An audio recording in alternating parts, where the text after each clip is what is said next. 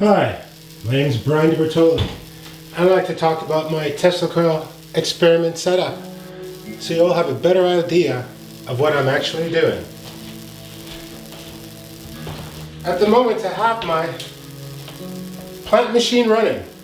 Back here, as you can see, it can illuminate.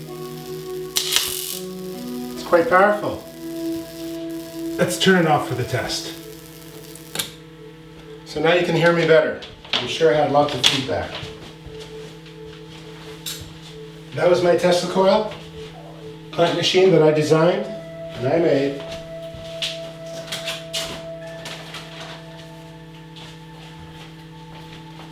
Here's another version of it, not plugged in.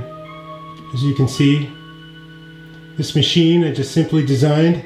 It's in the shape, the antenna by my hand with a crystal in the middle of a rigid plant cell. A human version would be in a circular. This would be used on humans. Mikowski multi-wave oscillator. It's another design of my antenna. But for the plant machine and for the purpose of my test, I would just like to go over some of the components.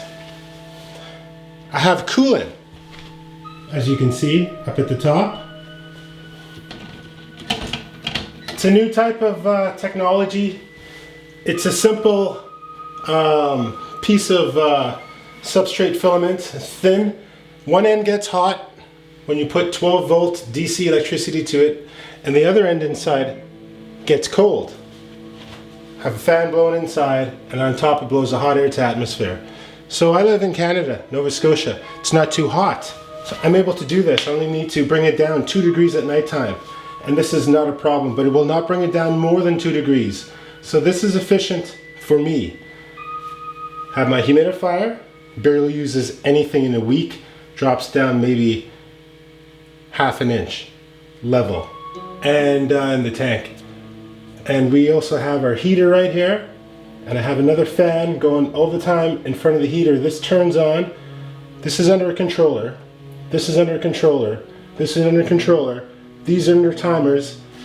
Everything is under timers and controllers. The only thing I have to do is water them. These are Nepenthes beautiful plants, pitcher plants. So for my experiment, I have the exact same ones on the other side. One difference is this plant over here, this is smaller. And the one over on that side over there, I think it's about a year older. Let's have a look.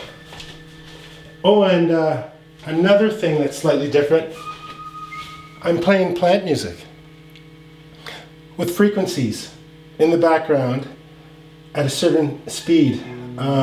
This helps my Tesla coil machine you saw running in the background. Its energy stimulates and resonates within the plants. You see, to become a master grower, you can't just do what the people were doing 100 years ago. We've got to go back to the time of, say, the pyramids, the Egyptians. These are the things they would be doing, because that's where I got my ideas from. And on the other side, let's get a closer look. This one right here, everything's the same. A nice little control group here. The only difference is no music directly onto them. No mini Tesla coil machine, because it has an effective radius of 5 feet. So it is not going to affect the plants on this side. It's over 5 feet away. This one here is at least a year older. As you can see, it's much larger. But the rest of these are fairly similar. So the test has been started a few days ago. There isn't any noticeable effects as of yet, but as you can see, we have the heater, fan, we have the humidifier, the cooler, and everything is run automatically.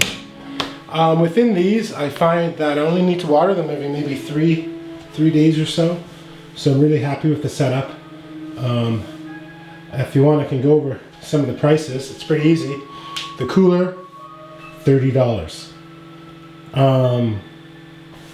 The humidifier, they're about $50 on Amazon, I guess. And The most expensive part was the sensor for the humidity sensor. Those are about $60–70. The temperature controller, they're only about $35. And then the power supplies, I had to get DC power supplies in the back here. Let's see if you can see them. So we have power supplies right here, DC power supplies, $30, same thing.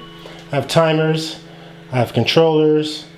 So we have the whole setup, and it's very easy to do. So if you want to grow your own, this is the way I'm doing it. And this is the side that will have all the extra stimulus. So if you're planning to grow these at home, and I've just started doing these a couple of months ago, this is the way I'm doing it, and I'm finding it works just fantastic. So far, it's great. As for feeding, I've been looking online. People have been saying that if you feed them pills, some sort of organic fish pellets, food pellets for these tropical plants, or just basically even give them live bugs or dead bugs, so that these pitchers deteriorate and die quickly.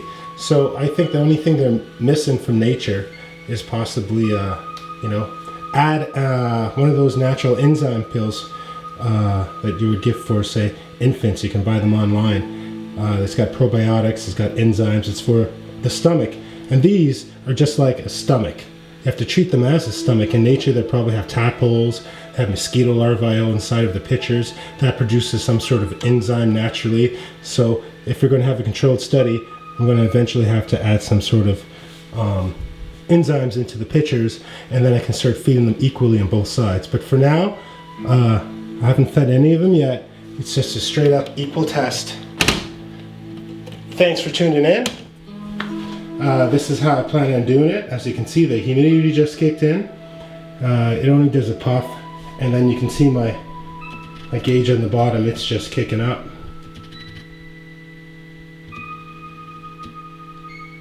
So that has a set point.